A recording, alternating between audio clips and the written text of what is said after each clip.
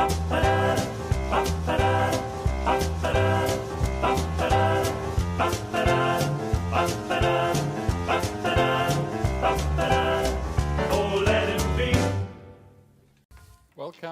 So the next 40 minutes we talk about a few topics with Henry. We talk about fun, people, because I know that you like to talk about people. We talk about growth. We talk about dark and digital, and we talk obviously about the Spanish market because since a couple of weeks you're now a Spanish company. Yes. And we want to learn also a little bit about you privately. But when we looked at the video, I was lucky to be at your convention at Lua. And Henry celebrated with 1,700 AmRestees the 25th birthday. And what was a normal party, it was a crazy party, like you always do. But what does this birthday mean for you, this 25 years AmRest, for you personally? What does it mean? Well, first of all, I'm sorry I'm speaking English instead of Spanish, but hopefully you'll understand me throughout. Look, my story is a funny one. I came to Poland in 1993.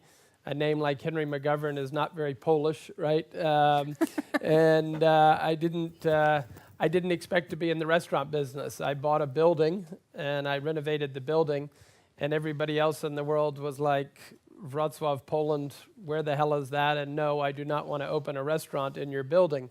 So I ended up getting the franchise for a Pizza Hut and opened our first restaurant. So for me, it's I guess it's an unlikely story. It's a story of just an entrepreneurial journey that's been great fun. I thought I would stay in Europe 1 or 2 years and see what the transition of Eastern Europe was after the fall of the wall. That's why I came. It was sort of the obvious, most interesting thing in the world at the time when the wall came down. And it's been fascinating. I've loved it. So my life has had the joy of being interesting. And always AmRest is providing another new part to the story because we keep growing and changing so much every year. And so it's been very fulfilling. You did a speech at the convention saying what you called the Can and Will speech, and you said it was a long shot for you. Yes. Out of the US to Poland. How much, looking back, was luck and how much was hard work? Can you feel how much was luck and how much was hard work? There's lots of sayings about luck, right? The harder I work, the luckier I get, and things like that.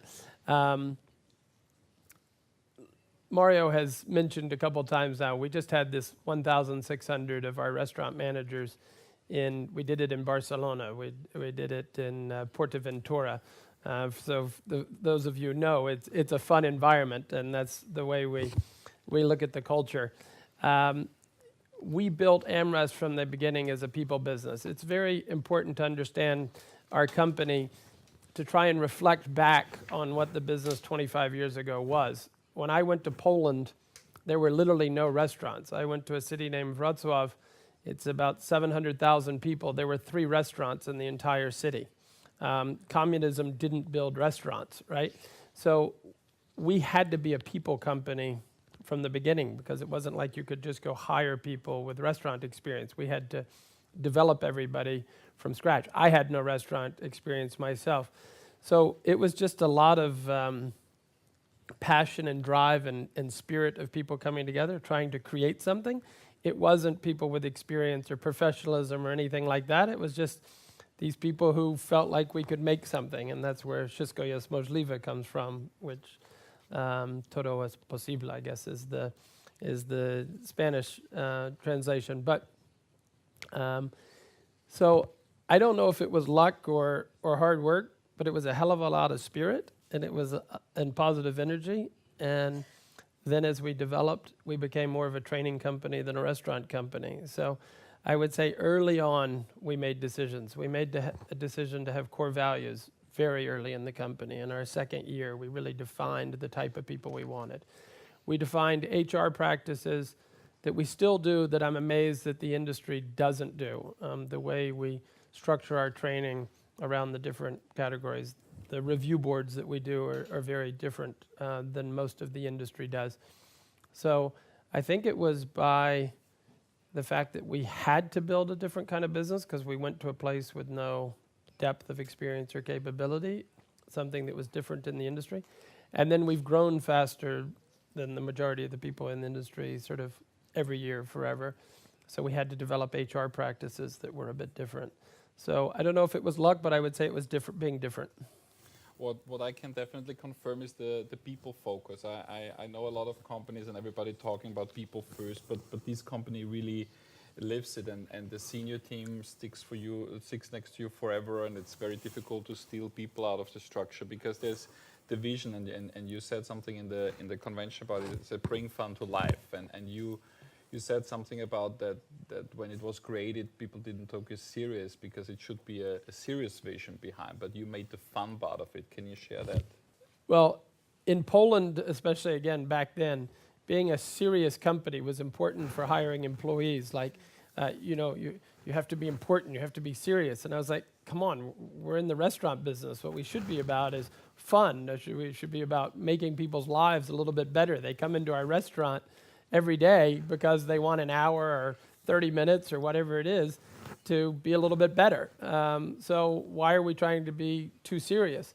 And also back then, under the communist structure, it was things like the president of the company, me, everybody in the beginning was like, Mr. President. I was like, good God, I'm not Mr. President. I was 25 years old. Like, call me Henry. And so everything about the company was just, let's just enjoy what we're doing. I'm a believer that you only get, one chance on this earth, and why waste it not enjoying ourselves? So I think that culture comes through in the business of the reason people go to restaurants is to have a better life. Working in a restaurant is difficult. I mean, I don't know how many people in this room worked in a restaurant, but it's difficult. And so if we don't figure out some ways to put some joy into it, some fun into it, it's just not as good as it could be. And you also call yourself Chief Emotional Officer, so you're not executing. You give No. the emotion, the passion. You wouldn't want me executing. You lead 40,000 people, 50,000 people. A lot of them directly. You mentor them. You really very close to them, and you saw that on the convention. That besides being the leader of the company, you have a very close relation to people, and you help a lot of people. Who shaped you? Who mentoring you still, or who was important for you growing into who you are now? Yeah. First, I probably have to thank my father. He was an entrepreneur, so he probably gave me the courage to be an entrepreneur. But in terms of business-wise, I was very lucky. When I bought this first building, I had a connection to the CEO of PepsiCo. And he had a fond connection with Russia and the old USSR because he had taken Pepsi into Russia in the 1960s. So when he heard that PepsiCo didn't want to rent the building from me, but there was some kid who wanted to open a PepsiCo restaurant in Poland, he supported it. So. And he invited me over for dinner, and we became friends. And then he ended up owning 25% of the company and loaning me the $1 million I needed to get the company started. So he was hugely supportive and stayed in the company for 15 years and was my mentor. Great man, Don Kendall, just a phenomenal man. He walked into a room and everybody felt better. Great. It was great. We come to the second topic, what is about growth.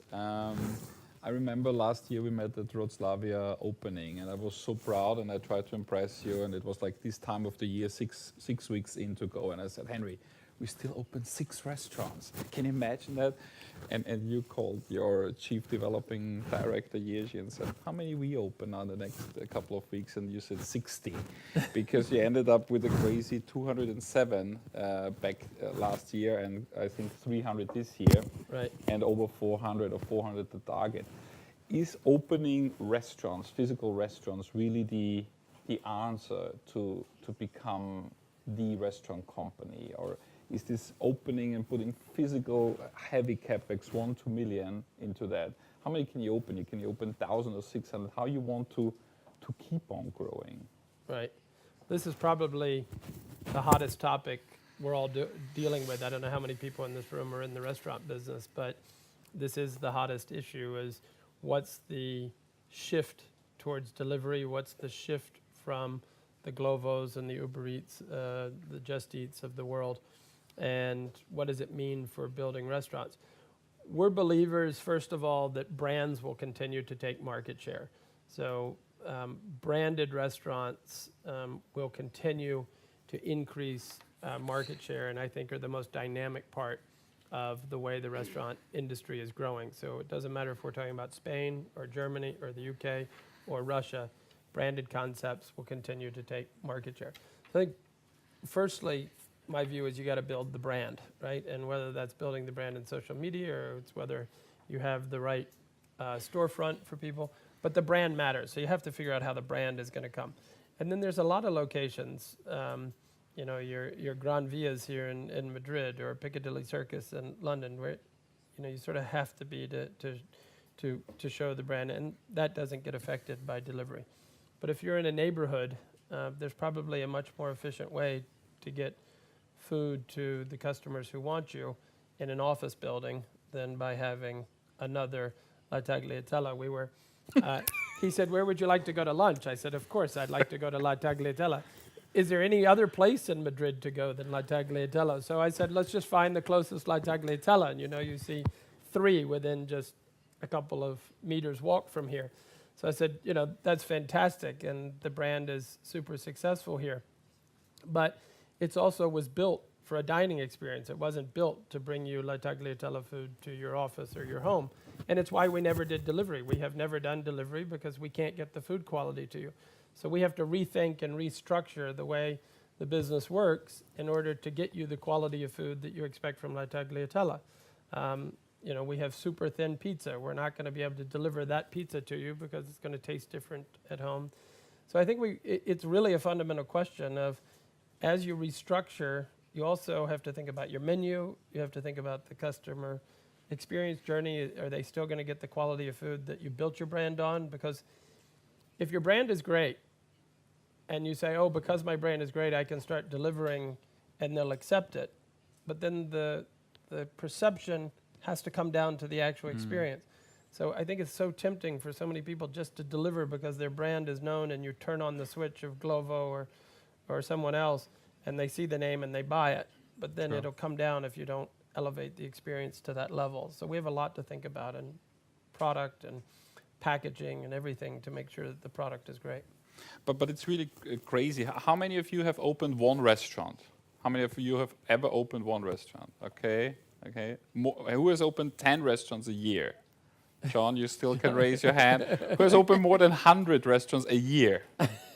Who has opened more than 300 restaurants a year? I really think, I really think, I mean, John is in the room from Five Guys, and he opens 50, 60 a year. I open 30, 40 a year, and it's really crazy. But the organization behind driving this, next year will be one restaurant a day, huh? No, it'll be more. Next year it'll be 400 to 420 restaurants.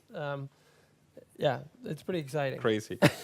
So let's talk a little bit about M&A. We had that also covered in the intro. There was a lot of things happening in the last 18 months. Coca-Cola shifted from being a pure supplier to the industry to being, at least for you, a competitor. Buying Costa Coffee for $5 billion. Starbucks, the brand where you're one of the biggest partners, sold for $7 billion. The retail business to Nestle.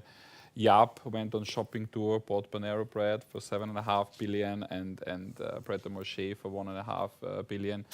You bought Sushi Shop, you bought Bacoa. How you see this whole mergers here in Europe? Is that just the beginning? Was that now a coincidence what happened the last 12 to 18 months? Or how you see, we talk about the Spanish thing later, but how you see this whole action? Because that's huge money, that's huge deals, and also shifting by really a supplier coming into our industry. How you see that? Yeah, I don't think a supplier is coming into our industry. I think they bought that for what they can do in the retail side of it. I doubt they will stay on the restaurant side of it. At the moment, we'll see what they do with it. Yes, but I don't think. But I do think, if you go back to what I said before, brands will continue to take market share, and brands will continue to try, at least, to cross borders. It's very difficult to cross borders, but they will continue to try and cross borders. And the private equity money has been significant. I like what I see in the JAB example, or the Nestle example, because Nestle is focusing on what it's great at, and Starbucks is focused on running the stores and the brand, which they're good at. JAB is not really a private equity. They're trying to operate these for the very long term. So I would like to see more brands become part of groups that have a longer term vision rather than just the private equity 3 to 7 year cycle, depending on what's going on, because I think the overall industry will benefit more from some consolidation, from some better supply chain structures, especially as we think about the food safety issues associated with having food leave our restaurants, be delivered to multiple scenarios. We have to think about how that's going to work. So I'd like to see more professionalism built up. It's still funny to me that the restaurant industry in Europe is, a hundreds of billions dollar business, and the largest ones are a couple of billion. So, we're in the top 10 in Europe with 2 billion in sales. That really doesn't make sense for something with the scale that you see. So I think we can see more of that going on rather than less. I think we're on a upward So what's trend. on your shopping list? We never know. We have what we would like, but the thing with acquisitions is you never know the timing. You don't know when a market's going to be ready. I didn't expect to come to Spain in 2011.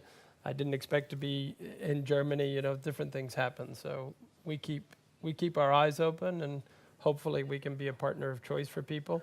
We're long term. We want to help the entrepreneurs that start restaurants expand. So I'd like to think we're going to be a partner of choice for people. Cool. So how you see the biggest deal you did, Sushi Shop? How you see it currently? How excited you are? What you like to do with this brand in your family? Yeah.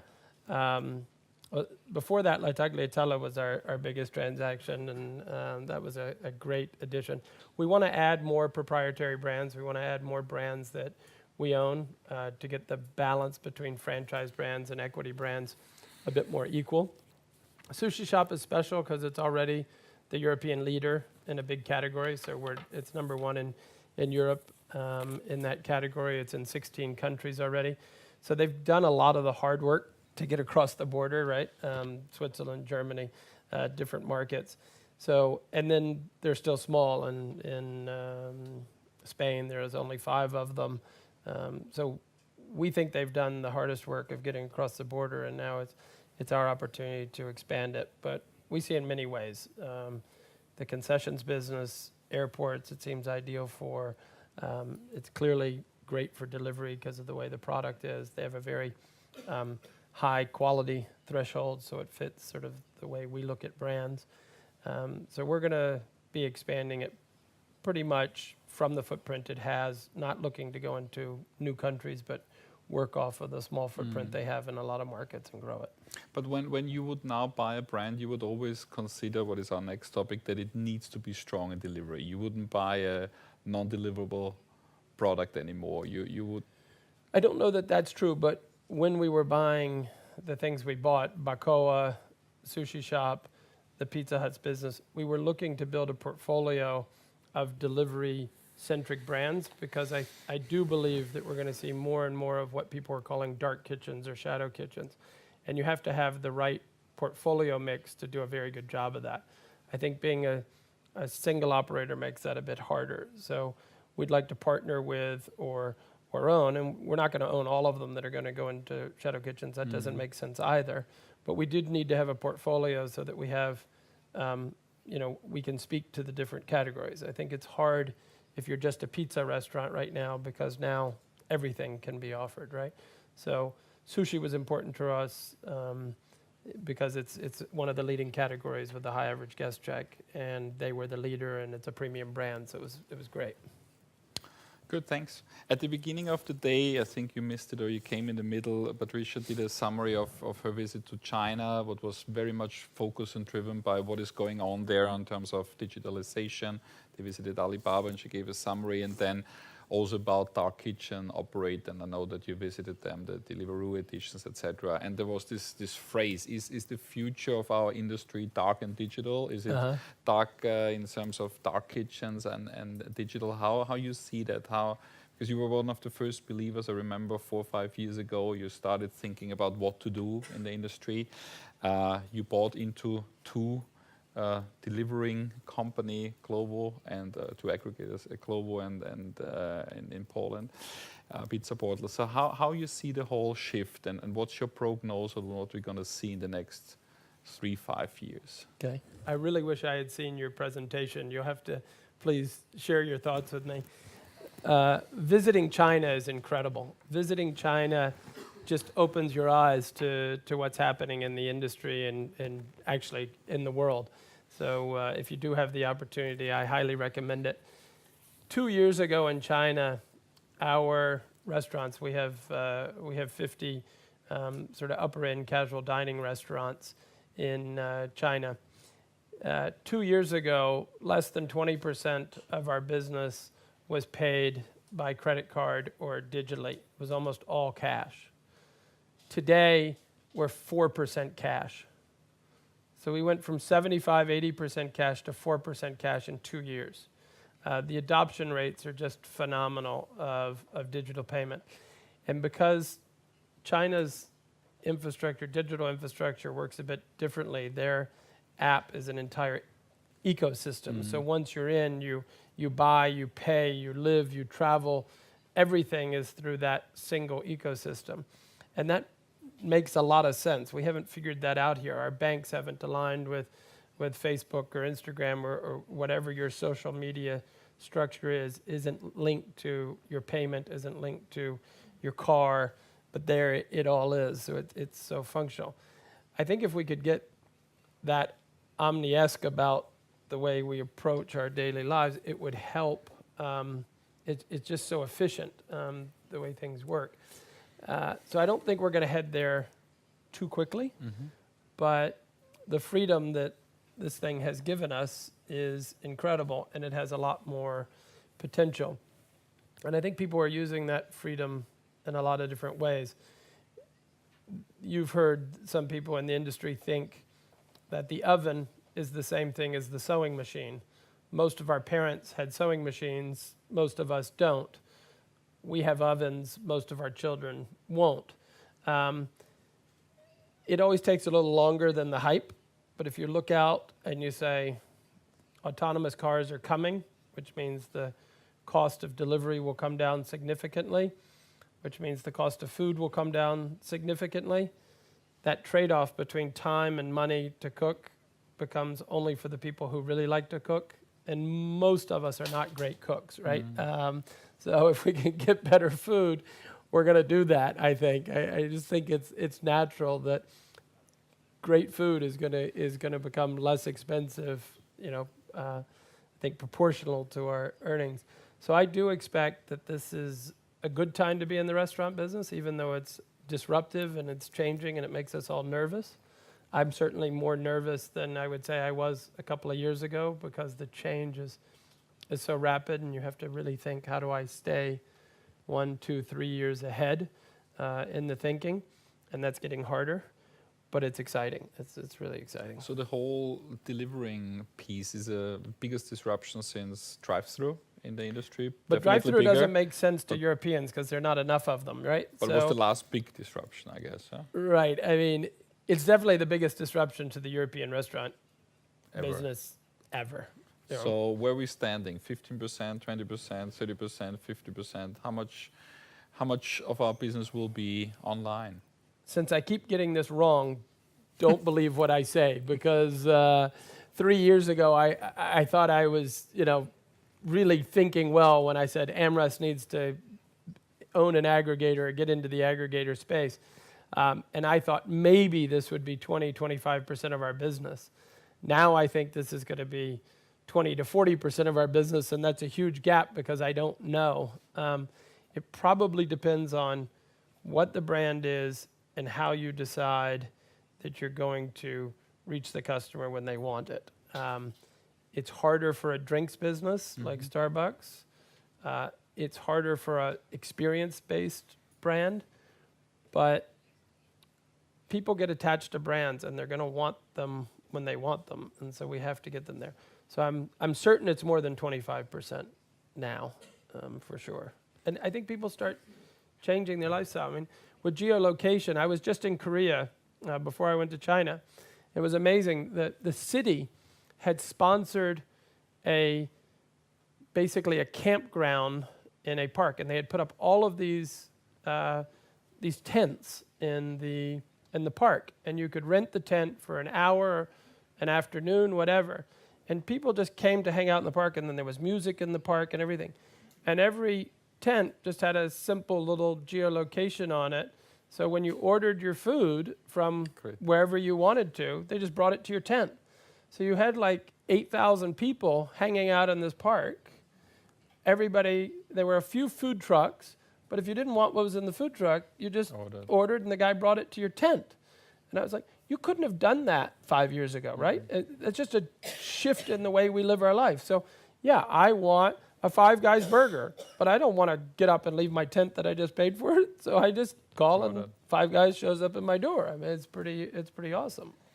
So what's your learning so far by being part owner or partner with all these big guys? I mean, you invested in Glovo, you invested in Pizza Bottle. It's early days, but is there any learning you can already share, or is there any strategy behind, or you're just trying out, or what's the whole play?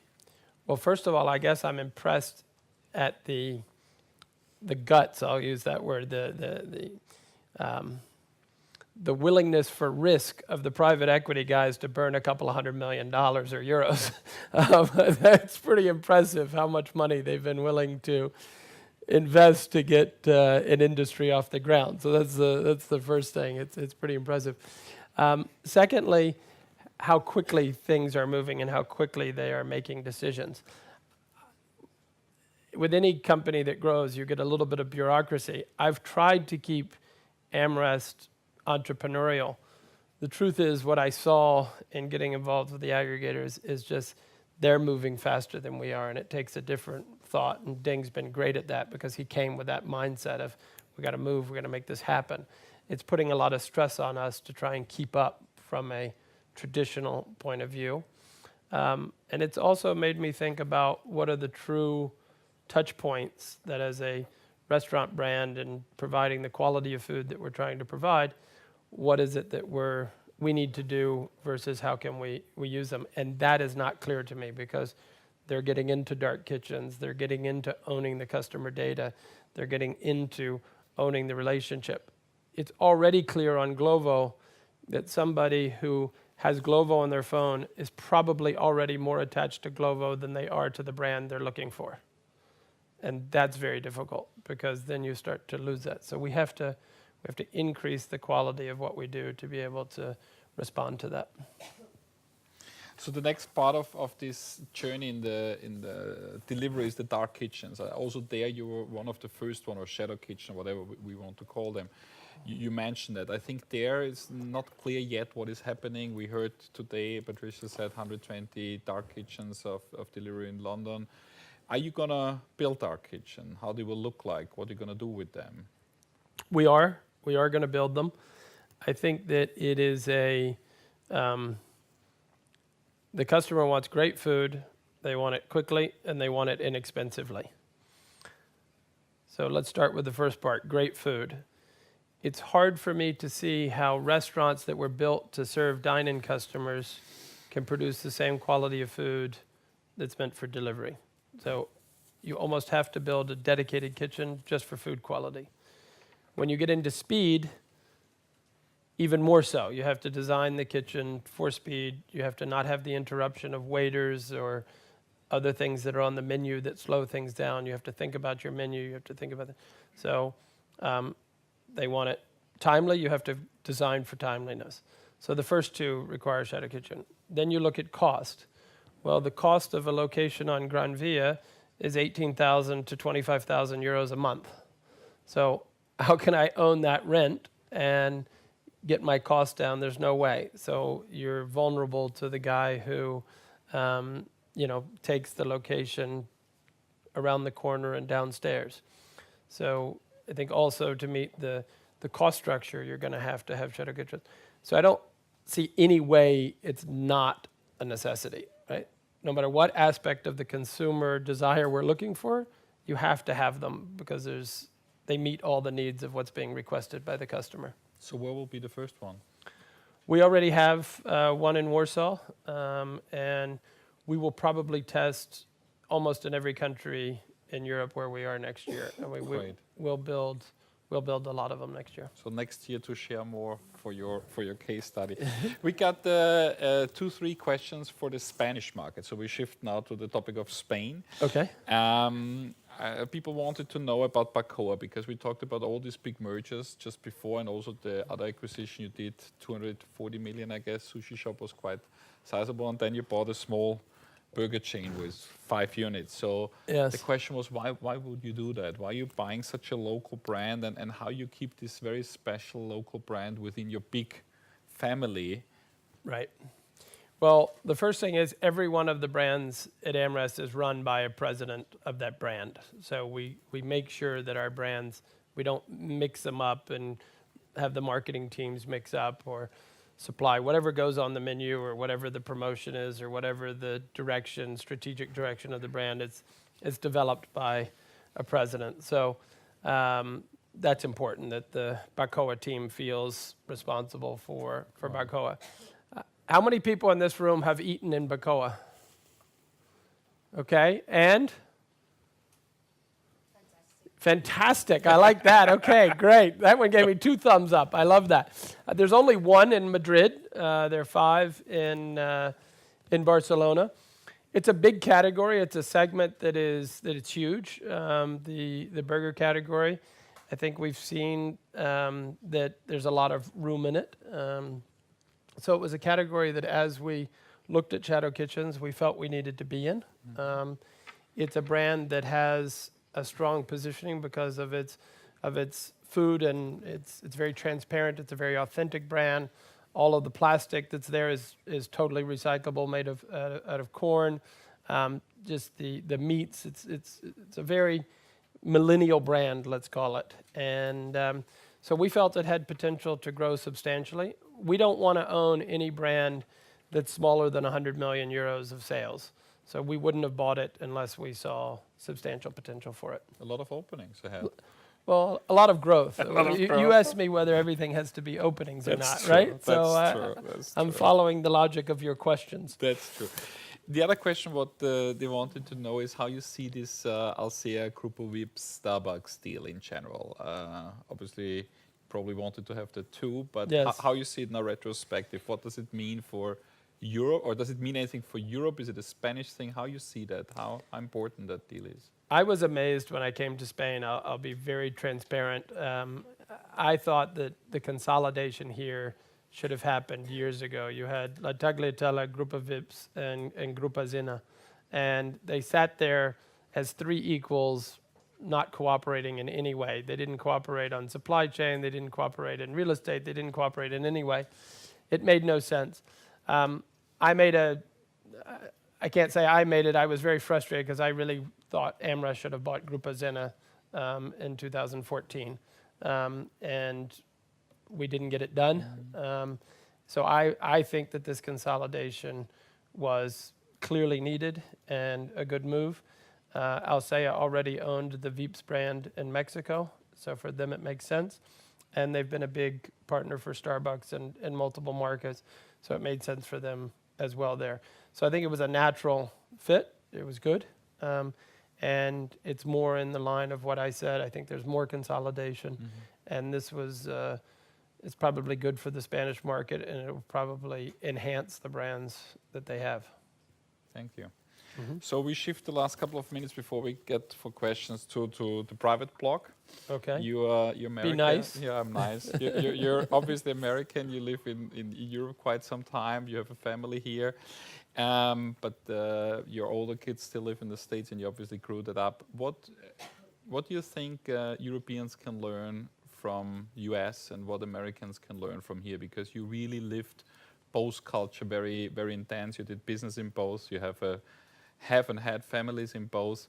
So you really bi-continental, or whatever the word is for that. Yes. What can we learn from each other? Well, the first thing I've learned is as soon as an American talks about Europeans, it's dismissed. So You're not going, there's no way for an American to ever say anything about Europe. The only thing I'll say about Europe is... You can say nice things. That's true. The food is fantastic. The people are great, of course. In every country, the people are great. You just have to get to know them, yes? But the biggest issue I have with Europe is there is no union. I mean, I don't get it. Try to take a Spanish electrical company to put in the electrical system into a German restaurant. No way. The Germans won't accept it. You can't get it done. Try to take any trade and bring it into another country in Europe. It just doesn't happen. The amount of regulation in Europe is just mind-boggling. Whether it's labor regulation, control regulations, it's just there's way too much regulation, and it's country by country. It's not a union. So what would I say? I think it could be a better union. That would be my advice. My advice to the States is try not to be so puritanical. I don't know if that will translate. Americans are too closed. They have their view and they don't see the rest of the world, and the Europeans have a broader view of things like that. So how you raise your kids, pleasure. American or European? I have 4 children, and they live in 4 countries. And it's not because I have 4 wives, okay? It's because they've all chosen different things, and they've chosen to, I think, live in the world. When you ask me about America and Europe, I don't really like that question so much because I'm a true believer that we live on one world, and we ought to figure out how to live on one world better. So I think what I've done with my kids is I've shown them that it's one world, and they're out in the world. Nice. We both visited the Singularity University on separate terms. That's a crazy think tank out of the West Coast. And one professor, I think we had them both, they believe that human beings live quite longer, because we can extend. So you're 50-ish now. Yes. So even if we don't believe that, you have a couple of decades in front of you. And you did a speech towards your employees where you said, don't stop running towards your dreams. So a lot of your dreams came through. But what can we expect from you in the next 10, 20, 30, 40, 50 years? What dreams you need to still run for? Well, I would love my life to be as interesting going forward as it has been going past. So that would be my first dream, is to just keep life being as interesting as it has been. But speaking on longevity, I would love to see human life extended so that I could say 150 is going to be easy. So I'd like to think another 100 years ahead. Okay, and what would you do? What would be the dream in that? Just to it's add another 50 years? No, but life is so interesting. There's so much going on. I heard a funny comment. Somebody was saying, what are we going to do when all the robots take all of our jobs? What are we going to do? And the other guy responded, I've seen 80,000 people sitting in a stadium watching other people kick a ball back and forth and be completely entertained. I don't think humans are difficult to entertain, okay? It's not that hard, okay? We got 2 guys sitting on a chair and almost people are paying attention to us, right? So this is not... They didn't pay for it, right, okay. But they did with their time, right? So it's not difficult. I think we've got an enormous amount to do. I mean, hell, in 100 years, we might be sitting on Mars having this conversation, right? So there we go. So, it could be fascinating. Thank you so far. Ba-ba-da, ba-ba-da, ba-ba-da, ba-ba-da.